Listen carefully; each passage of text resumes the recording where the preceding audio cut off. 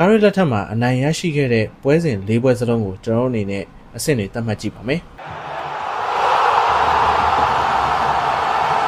အားလုံးပဲမင်္ဂလာပါဘောက်ဘောက် channel ကနေကြိုဆိုလိုက်ပါတယ်ဒီနေ့ဗီဒီယိုမှာတော့ဒီကားရလက်ထက်မှာမန်ယူအသင်းအနိုင်ရရှိခဲ့တဲ့ပွဲစဉ်၄ပွဲမှာဘယ်ပွဲစဉ်ကအကောင်းဆုံးဖြစ်မလဲဆိုတာကျွန်တော်အနေနဲ့ဘရိုနဲ့အတူဒီနေ့ဗီဒီယိုမှာသုံးသပ်ဆွေးနွေးပေးသွားကြပါမယ်ဘယ်ပွဲစဉ်ကအကောင်းဆုံးဖြစ်မလဲဆိုတာဗီဒီယိုကိုအဆုံးထိကြည့်ရှုပေးကြပါဦးဇန်နဝါရီလအစပိုင်းက Old Trafford ရဲ့အခြေအနေကိုမန်ယူပိတ်သက်တွေမှတ်မိကြသေးတာမသိပါဘူး။ Leeds United နဲ့တကိုးစီတည်ကြပြီးတဲ့နောက်မှာဒီနီးပြရူဘင်အမိုရင်ယာဒူးကနေထုတ်ပယ်ခံလိုက်ရပါတယ်။ဖိသက်တွေကြားမှာဒီငါတို့အသင်းကဒီလိုပဲတန်တရားလဲအုံးမာလားဆိုတဲ့ဒီစိတ်ပြတ်မှုတွေတော်တော်လေးကိုအတန်တွေအများကြီးထွက်လာခဲ့ပါတယ်။ဒါပေမဲ့ဒီတလအတွင်းမှာပဲအရာအလုံးကပြောင်းပြန်ဖြစ်သွားခဲ့ပါပြီ။ယာယီနီးပြမိုက်ကယ်ကာရက်လက်ထက်မှာUnited က၄ပွဲကစားပြီးတော့၄ပွဲလုံးရာနှုန်းပြည့်နိုင်ပွဲရထားပါတယ်။ဒါတာမန်နိုင်ပွဲတွေမဟုတ်ဘူးเนาะ။ Man City, Arsenal နဲ့ Spurs တို့လိုအသင်းကြီးတွေကိုတန်းစီပြီးတော့တောက်လျှောက်ကိုအနိုင်ပြခဲ့တာပါ။ Carrick က United ကိုဘယ်လိုများပြောင်းလဲပစ်လိုက်တာလဲ။ဒီနေ့ဗီဒီယိုမှာ Carrick လက်ထက် United ရဲ့ဒီအံအားသင့်စရာအကောင်းဆုံးနိုင်ပွဲဒီ၄ပွဲကိုအဆင့်တွေခွဲပြီးတော့ကျွန်တော်အနေနဲ့သုံးသပ်တင်ဆက်ပေးသွားကြပါမယ်။ပထမဆုံးပြောချင်တာကတော့ February 9 ရက်နေ့ကစပါးကို2ဂိုးကိုမရှိနဲ့ရရှိခဲ့တဲ့ပွဲပါဒီပွဲမှာ Mbumo နဲ့ Bruno Fernandes တို့ကဂိုးတွေသွင်းပေးခဲ့ကြပါတယ်တကယ်တော့ဒီပွဲက United အတွက်တိတ်ပြီးတော့ခက်ခဲနေတဲ့ပွဲတော့မဟုတ်ပါဘူး Thomas Frank လက်အောက်မှာဒီစပါးအသင်းကတော်တော်လေးရုန်းကန်နေရပြီးတော့ဒီနောက်ခံလူကပတိန် Cristiano Romero ပွဲချိန်29မိနစ်မှာအနီးကပ်ပြခံရချိန်မှာတော့ United အတွက်အောင်ပွဲကတေချာသွားခဲ့သလိုတော့ဖြစ်သွားခဲ့ပါတယ်ကြိုပြီးတော့အောင်ပွဲခံလို့ရနေတဲ့သဘောပေါ့နော်အရင်ကဆိုရင်ဒီလိုပွဲမျိုးမှာတော့ United ကပေးသက်တွေကိုရင်ခုန်စရာကောင်းအောင်လုပ်လို့ရှိပေမဲ့အခုကားရလက်ထက်မှာတော့အမှားရမရှိနိုင်ပွဲတစ်ခုကိုဆက်လက်ပြီးတော့ဖန်တီးနိုင်ခဲ့ပါတယ်ကားရလက်ထက်အသင်းရဲ့တိုးတက်မှုတွေကလည်းအမြင့်ဆုံးအနေအထားကိုရောက်ရှိနေတာဖြစ်ပါတယ်မန်ယူအသင်းအနေနဲ့စပါးကိုအနိုင်ရရှိခဲ့တာကလည်းဒါ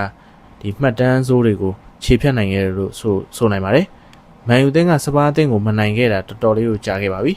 ။မန်ယူအသင်းကစပါးအသင်းကိုနောက်ဆုံးအနိုင်ရရှိခဲ့တာကဒီ2022အောက်တိုဘာ20ရက်နေ့ကမန်ယူအကွင်းမှာစပါးအသင်းကို2ဂိုးကိုမရှိနဲ့အနိုင်ရရှိခဲ့တာပေါ့နော်။ဒါကနောက်ဆုံးမန်ယူအသင်းအနိုင်ရရှိခဲ့တဲ့ကာရီကသူ့ရဲ့လက်ထက်၄ပွဲမြောက်နိုင်ပွဲအဖြစ်နဲ့ဒါပုံဖော်ပြီးတော့မှတ်တမ်းစုကိုခြေဖြတ်နိုင်ခဲ့တာပါ။မန်ယူအသင်းတို့ဒီနိုင်ပွဲကလည်းတော်တော်လေးကိုချုံမိန်တယ်လို့ပြောလို့ရပါတယ်။ဘာဖြစ်လို့လဲဆိုတော့မန်ယူအသင်းအနေနဲ့ဒီစပါးအသင်းကိုအနိုင်ရရှိသွားတဲ့အတွက်အဆင့်၄နေရာမှာပဲဆက်လက်ရပ်တည်နေပြီးတော့ချန်ပီယံလိဝင်ခွင့်အတွက်လည်းတော်တော်လေးကိုအလားအလာကောင်းတဲ့အနေအထားမှာရောက်ရှိနေပါတယ်။နံပါတ်5နေရာကချက်စီအသင်းကိုတမှတ်အသာနဲ့အဆင့်၄နေရာမှာလက်ရှိရပ်တည်နေပါတယ်။ဒါကမန်ယူပြည်သက်တွေတော်တော်လေးကိုမမြင်ရတာကြာပြီဖြစ်တဲ့မြင်ကွင်းမျိုးတွေပါ။ဘာဖြစ်လို့လဲဆိုတော့မန်ယူအသင်းအနေနဲ့ဒုက္ခရောက်ပြီးတော့အမိုရင်လက်ထက်မှာယုံကြည်မှုတွေပျောက်ဆုံးနေခဲ့တာကိုကြာနေခဲ့ပါပြီဒုတိယပွဲကတော့ဒီဖေဖော်ဝါရီလ1ရက်နေ့ကဖူဟန်ကို3-2နဲ့အနိုင်ရရှိခဲ့တဲ့ပွဲပါဒါကတော့တကယ်ကိုvintage United ပုံစံမျိုးပါပဲနှစ်ဂိုးပြတ်ဥဆောင်နေရင်းကနေဖူဟန်ကနောက်ကျဂိုးတွေနဲ့ခြေပသွားလို့2ဂိုးစီဖြစ်သွားချိန်မှာပြည်သက်တွေတော်တော်လေးရင်တုန်ခဲ့ရပါတယ်ဒီလိုမျိုးကားရလက်ထက်မှာမန်ယူပြည်သက်တွေရင်မခုန်ခဲ့ရတာလည်းကြာပါပြီဒါပေမဲ့ဆာအလက်ဖာဂူဆန်ရဲ့တပည့်အရင်ဖြစ်တဲ့မိုက်ကယ်ကာရစ်ကသူ့ကစားသမားတွေကိုလက်မလျှော့ဖို့အော်ဟစ်ညွှန်ကြားနေခဲ့တာကိုကျွန်တော်အနေနဲ့မြင်ခဲ့ရပါတယ်ဒီနီးပြရဲ့ပတ်ရှင်ကအားလုံးပဲမြင်ရတဲ့အတိုင်းပဲရခင်ကနီးပြအမိုရင်နဲ့တော်တော်လေးကိုကွာခြားနေတာမန်ယူပြည်သက်တွေအနေနဲ့ဒါကိုမြင်နိုင်ပါတယ်ရလက်ကတော့ပွဲပြီးကန်ဒီနောက်ဆုံးမိနစ်မှာဘန်ဂျမင်ရှက်ကိုကအနိုင်ကိုသွင်းပေးလိုက်တာပါဒါကဖာဂီတိုင်းမဟုတ်တော့ပဲကာရစ်အိုကလော့လို့တောင်အမြင့်တွင်သွားရတဲ့အထိဒီဂိုးကစိတ်လှုပ်ရှားစရာကောင်းခဲ့ပြီးတော့ဒီပွဲရဲ့အနိုင်ရလက်ကလည်းတော်တော်လေးကိုချုံမြင်ခဲ့ပါတယ်။ကဲအခုဆိုရင်တော့ဒီ၄ပွဲထဲမှာ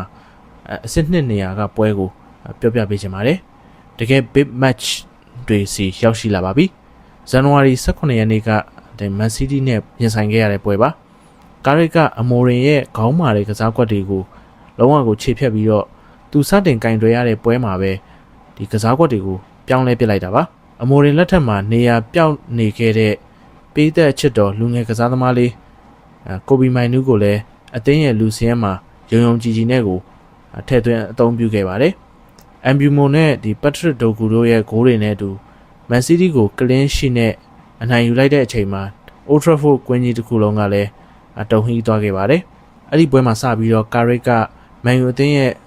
DNA ဖြစ်တဲ့တိုက်စစ်ကစားပုံကိုကျွန်တော်တို့စတင်ပြီးတော့မြင်တွေ့ခဲ့ရတဲ့ပွဲစဉ်ပဲဖြစ်ပါတယ်။သုံးပွဲဆက်တရေကျနေတဲ့အခြေအနေကနေဒီလိုမျိုးအရေးကြီးတဲ့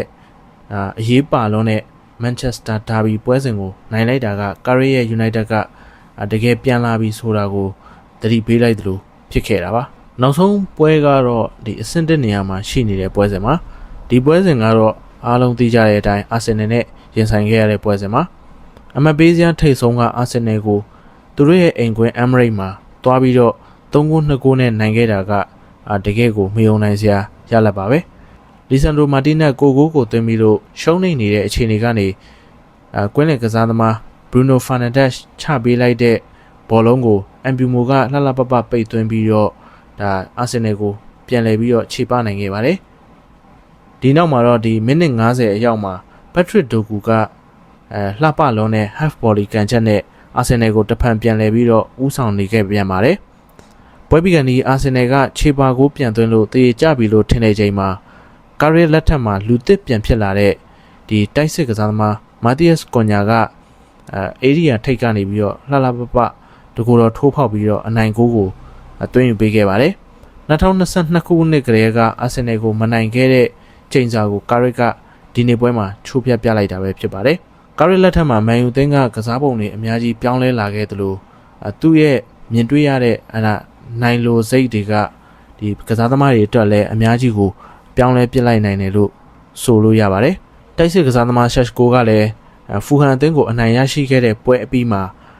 ကာရစ်နဲ့အမိုရင်ကိုတော်တော်လေးကိုနှိုင်းယှဉ်ပြီးတော့ဝေဖန်ခဲ့ပူပါတယ်။တကယ်တမ်းအနှစ်ချုပ်ပြီးတော့ဒီပွဲစဉ်တွေကိုသုံးသပ်ရမယ်ဆိုရင်ကာရစ်လက်ထက်မှာ2022ကတည်းကအနိုင်မရရှိခဲ့တဲ့အာဆင်နယ်ကိုလည်းအနိုင်ရရှိခဲ့တယ်။စပါးအသင်းကိုလည်းမန်ယူအသင်းတွေနဲ့ခြေစွမ်းပြပြီးတော့အနိုင်ရရှိခဲ့ပါတယ်။မန်ယူအသင်းအနိုင်ရရှိခဲ့တဲ့၄သင်းစလုံးမှာကျွန်တော်တို့သတ်မှတ်ထားတဲ့ Premier League ကြီး6ကြီးတွေက3သင်းကိုအနိုင်ရရှိခဲ့တာပါဖူဟန်အသင်းကိုအနိုင်ရရှိခဲ့တယ်ဆိုတာကလည်းဖူဟန်ကမန်ယူနဲ့မတွေ့ဆုံခင်မှာသူတို့နောက်ဆုံးကစားထားတဲ့9ပွဲမှာတပွဲသာရှုံးနေထားတာပါဒါကြောင့်မန်ယူအသင်းအနေနဲ့ဒီထက်ပိုကောင်းတဲ့ရလဒ်မျိုးတွေဖန်တီးပြနိုင်မလားကာရစ်အနေနဲ့မန်ယူအသင်းကိုဘယ်လောက်ထိဆွဲခေါ်သွားနိုင်မလဲဆိုတာကျွန်တော်တို့ဆက်လက်စောင့်ကြည့်ရမှာပဲဖြစ်ပါတယ်ဒါ့အပြင်ဒီမန်ယူအသင်းကချန်ပီယံလိဝင်ခွင့်အတွက်ကောတော်တော်လေးကိုခိုင်မာတဲ့အနေအထားမှာရှိနေပြီလားဆိုတာဘရိုအနေနဲ့ကွန်မန့်မှာဝင်ရောက်ဆွေးနွေးသုံးသပ်ပေးသွားကြပါဦးဗီဒီယိုကိုအဆုံးထိကြည့်ရှုပေးတဲ့အတွက်ကျေးဇူးများတင်ပါတယ်နောက်ထပ်ဗီဒီယိုမှာလည်းထပ်မံဆုံနေနိုင်ဖို့ like follow subscribe လုပ်ပေးခဲ့ကြပါဦး